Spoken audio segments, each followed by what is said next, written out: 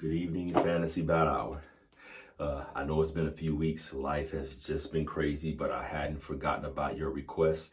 I appreciate your patience and I do apologize, but I've rearranged some things in my schedule to where I can bring you videos once again on a regular basis. So, wow, life is just crazy, but I'm still dedicated to this channel and I'm dedicated to bringing you the best content, the best fight breakdowns, and fulfilling your requests. So, oh my goodness, life can get in the way, but you didn't come for that. You came for fight predictions and fight videos. So that's what I intend to bring you. So the fight I'll be covering in this video is coming from Peter Garcia. Thank you for your requests and for participating in this channel.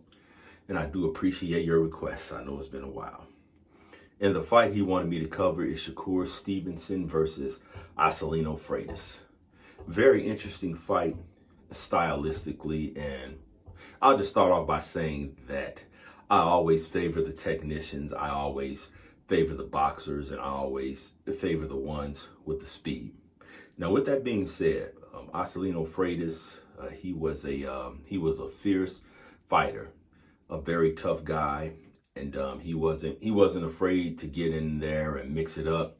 He wasn't afraid to bring the fight to you. And yes, he was just a fierce fighter. And what stands out is his fight with Diego Corrales.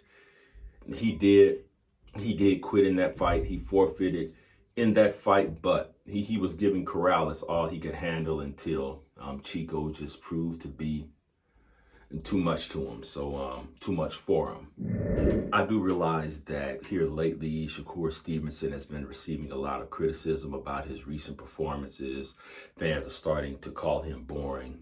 But the way I look at it, a win is a win. So that's just my thoughts on that. But as far as this fight is concerned, Stevenson versus Freitas, Shakur does enjoy a 2-inch height advantage, but Freitas enjoys a 1-inch reach advantage. So I think they cancel each other out. The height and the reach won't be a major factor in this particular fight.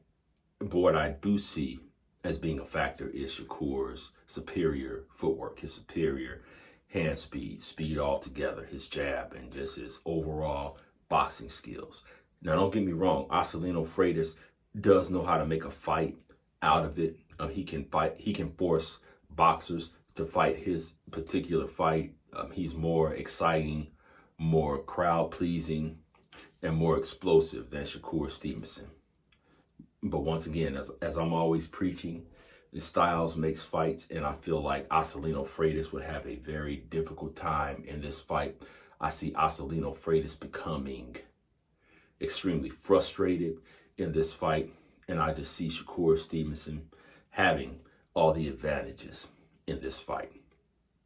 Now, the fight would be close because I don't see Acelino Freitas backing down. I don't see him backing up, and I don't see him really giving Shakur Stevenson much room to win a landslide decision. But I feel like Shakur Stevenson would depend on his boxing skills, that he would play it safe, which sometimes that's okay to do. I mean, don't go out there and just willingly get knocked out. But I just feel like Shakur Stevenson would just box his way safely to victory. Shakur Stevenson by a close decision.